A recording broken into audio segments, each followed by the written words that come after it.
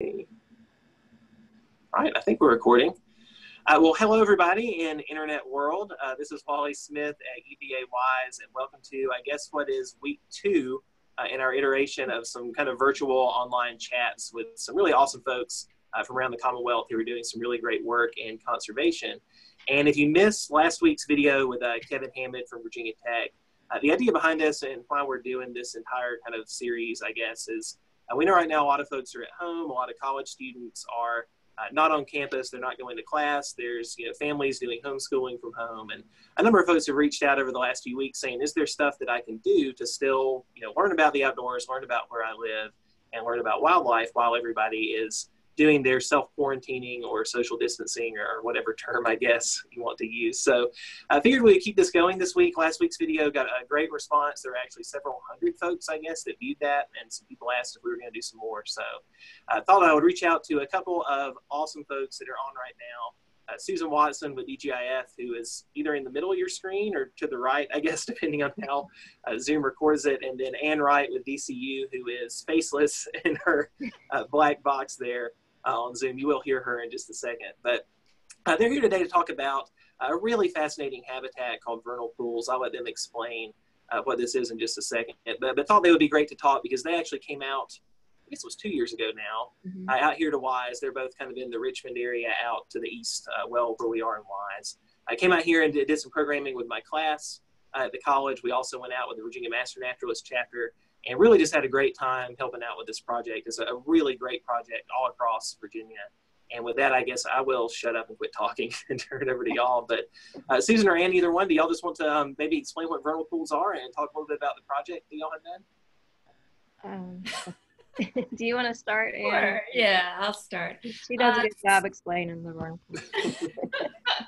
So looking at your screen, we are looking at a vernal pool.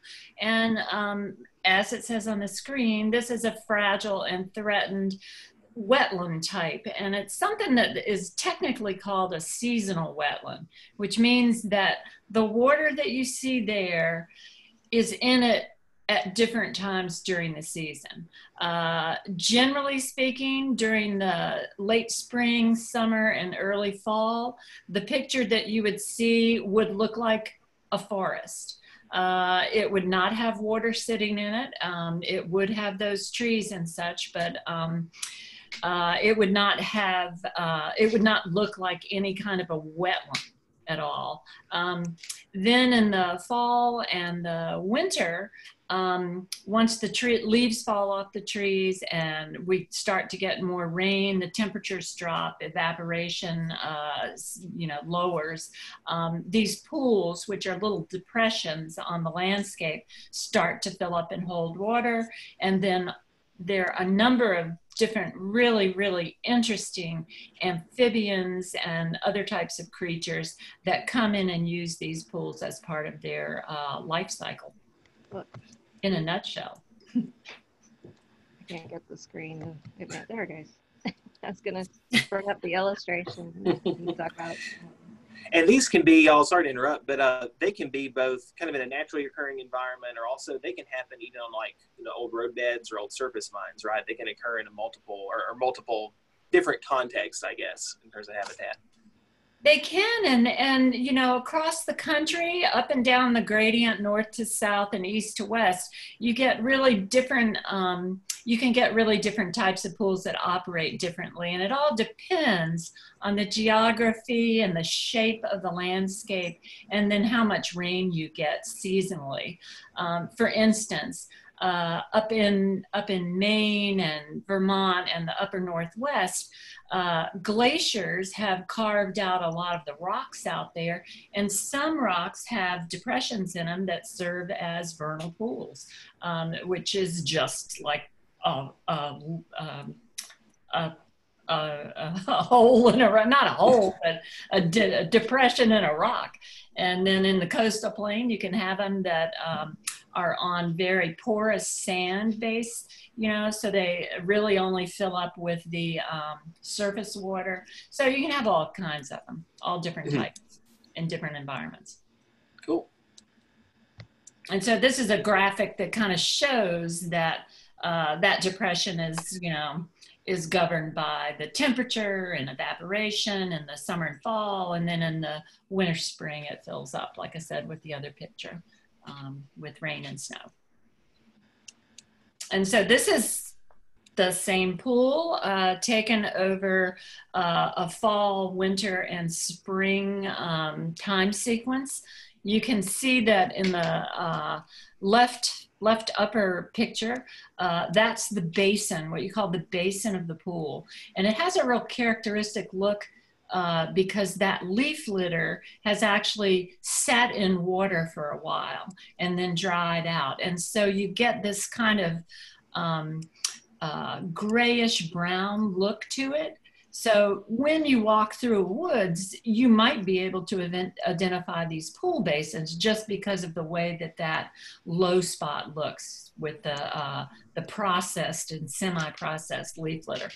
The next picture over, 1st of January, you can see that it's filled up, it's frozen, it's probably already cranking with certain amphibians and insects, or one type of amphibian in the state of Virginia, salamander. And then in the bottom picture, 30th of March, the end of March, kind of around this time, you can see that it's really reached its maximum.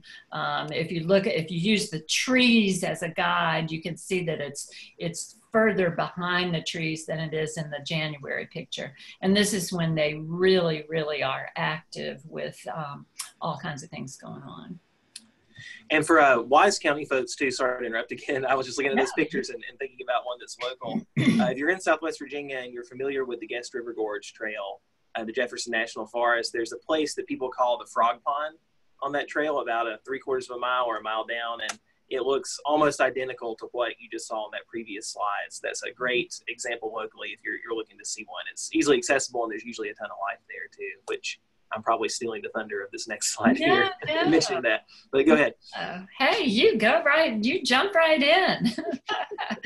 So here in Virginia, we've got 6 different species of salamanders. These are amphibians, 2 species of frogs, and then some invertebrates that are what we call obligate species. And that word obligate means that these species have to have these vernal pools as part of their life cycle. And the part that they use these pools for is for breeding, for eggs, laying eggs, and also for larval development. They don't use them for their juvenile and adult stages, so they're in the pools for a certain period of time. They leave this material in them, and then they go back to, the adults go back to the woods to live. So the thing that makes these pools really, really different from other ponds and the slow edges of streams and such is that these pools dry out, so they can't hold fish populations. And all of the things that are listed on here as these obligate species, they're not adapted to be able to successfully complete their life cycle in the presence of fish populations. They don't have any defenses. They evolved using these pools for breeding and development of the larvae, and they don't know how to defend against fish predation. So that's one thing that really makes these pools unique. As far as the salamanders go, we have 6 different species throughout Virginia, or in Virginia, and they are all in the family Ambystomatidae, and that is the mole salamander family. And they call it mole salamanders because these salamanders as adults live in depressions and in abandoned holes in the ground that would be created by a mole or a vole or something like that. And of course, these are vertebrates. Then we have 2 species of frogs. We have the wood frog, and out in Wise County, you would have these, and they're in the family Lithobiidae. Ranidae family, used to be. So the wood frog, and then we have another frog, the eastern spadefoot frog, and they're in probably the most ephemeral of ephemeral ponds, but they're in family Scaphiopodidae. And then we have another invertebrate that's a crustacean, and this is one that is really kind of one of the iconic animals that you find in these pools, and that's the fairy shrimp. And those are the freshwater version of sea monkeys, brine shrimp that you would find in brackish or saltwater. I know I've had a lot of people this spring already send me emails with photos of big wood frog egg mass rafts saying, what the heck is happening behind my house? What is going on in this pond? So if you're in Wise County, Southwest Virginia, you've probably run across these. If you've got a vernal pool, they have been going crazy this spring, especially, or I say spring, this winter and spring, especially with all the rain that we've had. It's just been a really good year for the pools to fill up and for these things to go crazy. Well, you might try to spread the word about that. They can be identified really easily because when they're breeding, they have these explosive breeding events where they all come and breed at the same time. And the male calls sound like a bunch of ducks quacking out in the backyard or wherever. Susan, anything to add? I know I didn't think to bring the add the slide with the call. But you can always go to the Virginia Herpetological Society's website, vaherpsociety.com, and they have all the calls with identification photos and everything. Yeah, this is a great time for everybody to start practicing their frog calls. Yes. In this socially distanced landscape of ours. That is a great way to pass the time. If you can listen to them and then try to mimic those calls, that's an excellent way. I was trying to pull up the wood frog call here to see if I could play it really quickly. Oh, it's a great one. I don't know if this will be the right video, but I'll see if it'll play. All right, you all hear that? Sort of. I have actually heard that in the woods before, even though I know what it is, and I've been terrified because I thought somebody was cackling at me when just like a solitary wood frog is going. So this is something good to listen out for right now.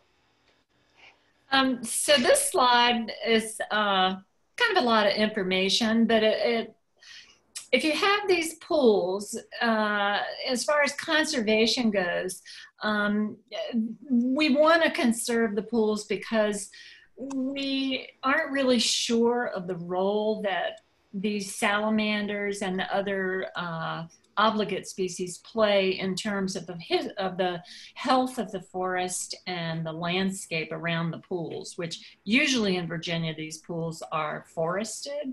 Not always, but usually they are.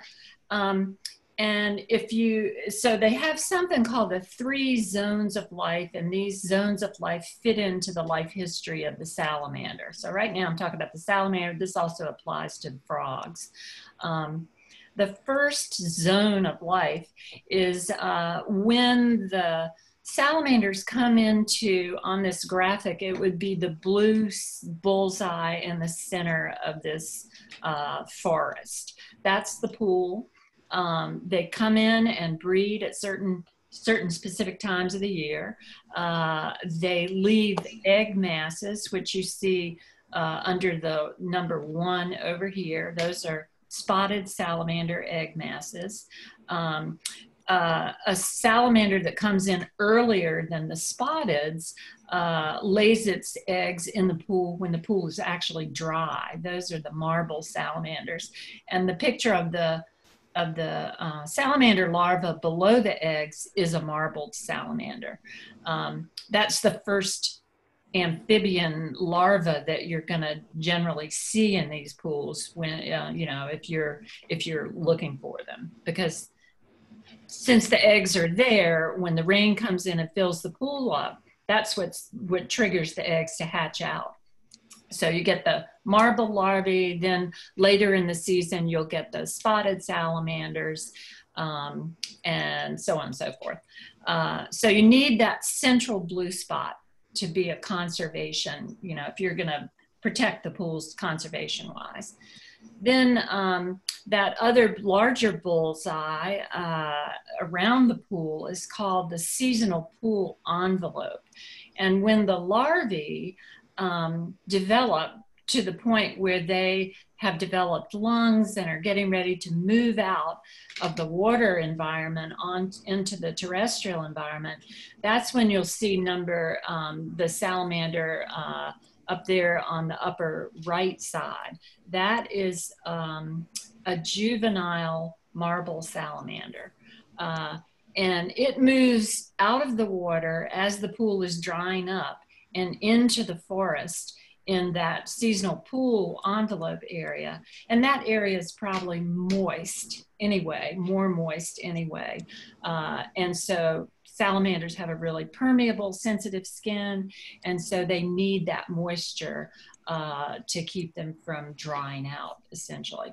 So they'll live in that area. The little juveniles live in that area for about 2 years or so. And they'll get their adult coloration, and they'll get bigger and bigger. And then eventually, as they become adults, they'll move out and take up residence somewhere out in the forest. And that can be anywhere, generally speaking, up to about 1,000 feet from the pool. And in number 3 here, that's an adult spotted salamander. Maybe you've seen those. You know, they're pretty big salamander. They're very, very exciting to look at or to see. So in conservation terms, you need all of these. You need the pool, the area around it, and the bigger forest, so that each life stage will have the environment that it needs. So that's a hard sell to some people. If you have, you know, timber property and you wanna go log it for your retirement, you know, there's some choices to be made there. And it can be so hard to think about too when you've got a pool that maybe is the size of like a typical room in a house, but then all this other area around it that's critical to the life that's there. That's not really intuitive when you first look at it. So. But you know, one of the things that I would say about these pools is everybody can be a critic about the animals and dismiss them. But if you bring a person to a vernal pool and show them egg masses and show them a salamander, you're pretty much likely to get a convert as far as helping them out and saving them, because it's hard to resist when you see these salamanders in real life. Yeah, it can really make even adults become kids again, and I'm totally talking about myself when I say that, because I still geek out, when I come across the pool that I don't know is there, especially, and then you see the salamanders, the frogs, and the eggs. It's really awesome to just stumble across. And it's a real little known habitat, and people never see these. Rarely do they ever see these animals. Yeah. Cool. So we jumped ahead into the project that we started. I found out about vernal pools through a retiring herpetologist at VCU in probably something like 2004. Just fell in love with them, of course, and started doing training sessions with the Master Naturalist chapters that were in the Richmond area or surrounding. Close to Richmond area. Then eventually Susan and I connected, and she came into the equation because she loves herpetology.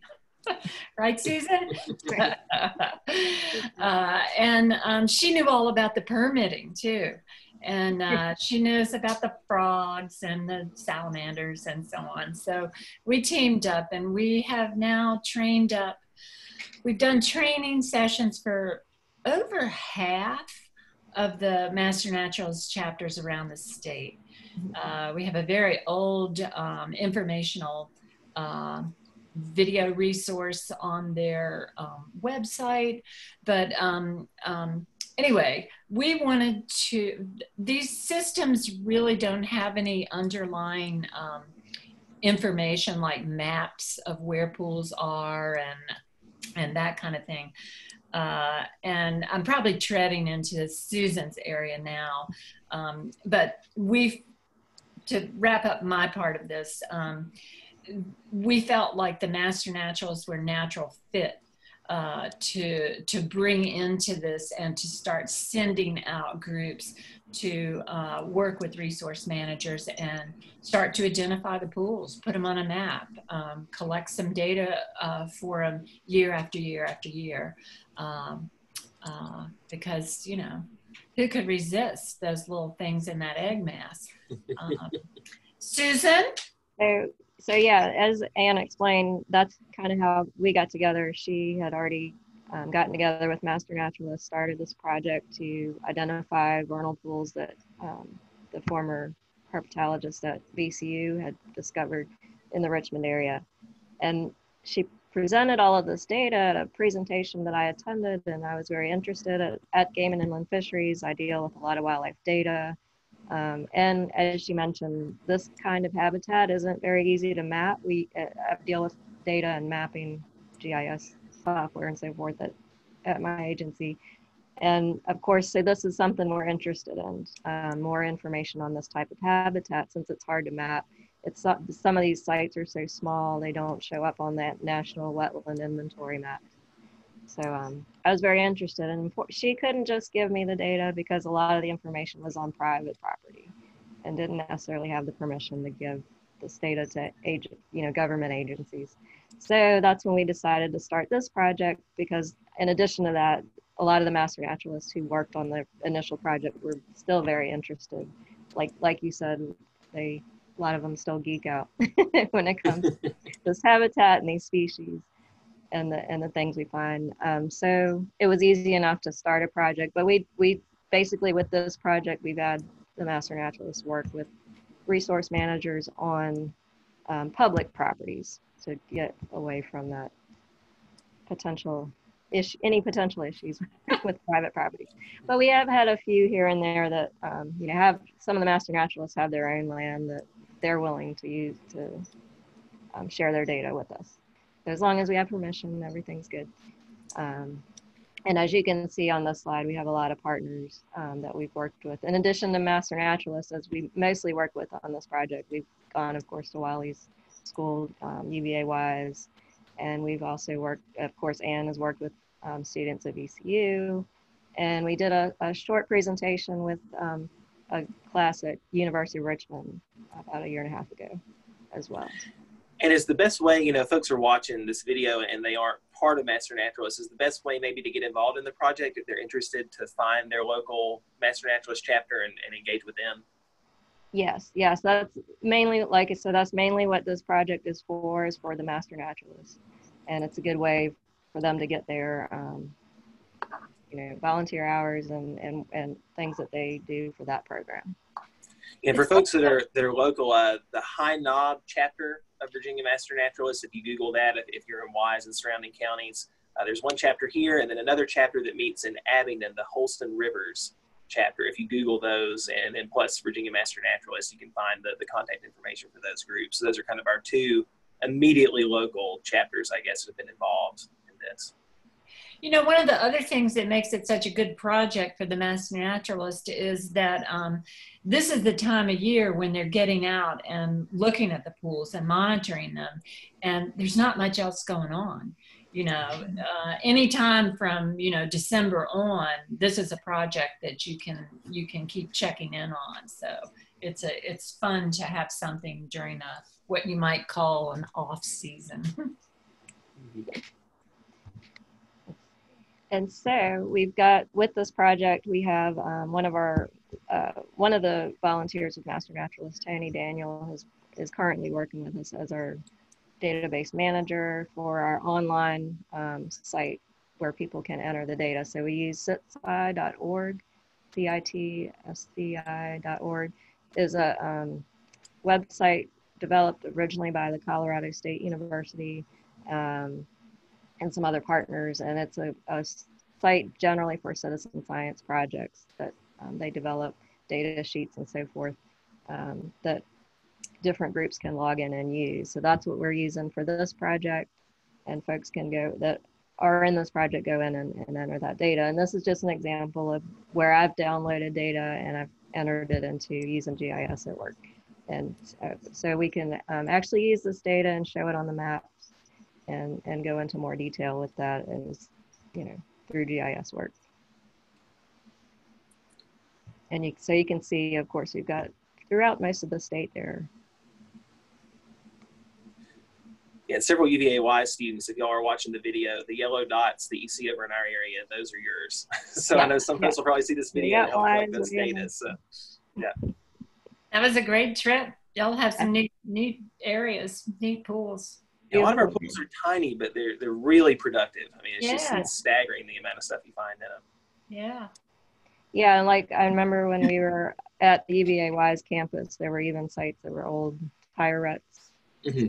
And we've seen that in our area as well, that these spotted salamanders are used, those types of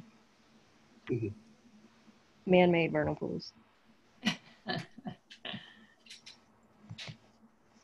Oh, and yeah, Anne can talk about the Facebook page that she put together.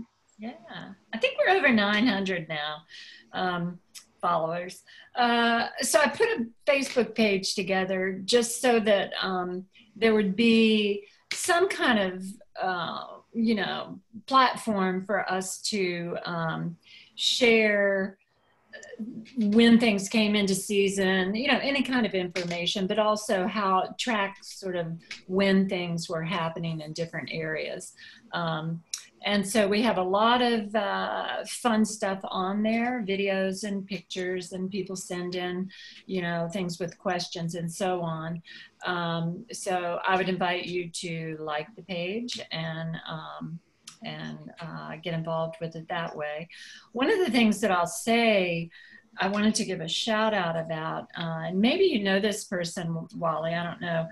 There's a photographer, Stephen David Johnson, who has a phenomenal underwater camera and video setup and he is a big fan of vernal pools. I would invite everybody to go to his page and look at some of the videos and such that he has there, because they're stunning. They're really wonderful. Yeah, they will blow your mind. If you had never thought about what's happening below the surface, especially in some of these pools, I mean, even though I know what's there, I still just freak out when I see his images and his videos. He's incredible. I think there's some of his stuff on the Vernal Pools VA Facebook page now, right?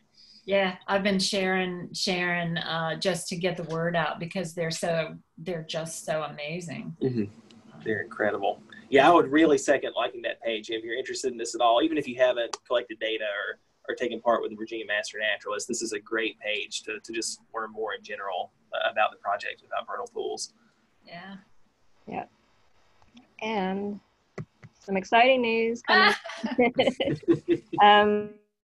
related to, and since you mentioned Stephen David Johnson, that photo on the Guide to the Salamanders of Virginia cover is his underwater photography of a eastern tiger salamander, which is a state endangered species. So we're very excited that last I heard, this just went to print. And hopefully by the end of April, we'll have this ready. We'll see how things go.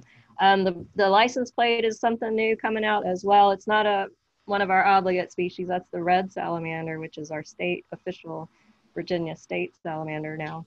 And that's featured on our newest wildlife conservationist plate. You may have seen some of the other plates like the deer and the turkey, bear, eagle, and bluebird. And this is going to be our new one, and that should be anytime now. I've seen a hard copy version of this plate, so it's very soon to come as well. Awesome. Very excited about that. And of course, the proceeds for the license plate go towards wildlife conservation in our department. So I will share some breaking news. You can cut this out later if you want, Wally. But I got an email yesterday evening from one of the Master Naturals chapters down in the Gloucester area that had some pictures of eggs, individual eggs on the underside of some leaves. They had been to a vernal pool down in the area at a park, and they may have found a new location, I think. Susan can correct me on that if I'm wrong, but for the threatened maybe salamander. So Cool. two of our amphibian species, one is threatened and one is endangered. And so that's kind of a cool thing. Is that Yeah, right? I think that's one of the benefits of going out and looking in pools too. If you're taking part in some of the work with the master naturalists, I know we don't have many of the state threatened species or state endangered species out here, but still, even marbled salamanders, a species that's pretty common in the rest of the state, we don't know much about its distribution out here. So helping out with some of the chapters that are monitoring, you can find, new, even publishable stuff. Even if you're not a scientist, you can actually, get a county record or a range extension. So that's a really good point of what's kind of hiding in some of these pools sometimes too. Yeah. Okay, I think that was the end of our Cool presentation. Egg mass. Awesome. Well, thank y'all so much. And I guess like I was saying before, the best way to get involved is to probably reach out to a master naturalist chapter, or even I guess if people aren't involved with formally collecting data, if they've got a vernal pool nearby and their families are out hiking, or they've got a vernal pool in their property while everybody's at home, that's something to go take a look at, because this time of year is when they're really getting pretty active and pretty raucous. So, but yeah, and I guess and you got nothing else to do. Yeah, you got nothing else to do right now, and you can stay socially distanced from each other and go out to ponds. So, well, thank y'all so much. And I guess if people have other questions, they can kind of either direct that to y'all. It looks like y'all's contact information is there, or the Vernal Pools Facebook page is probably a good way for people to stay in touch too. So, great. Thank you. Well, I guess I will stop us recording unless you guys have anything else you wanted to add. No. Cool.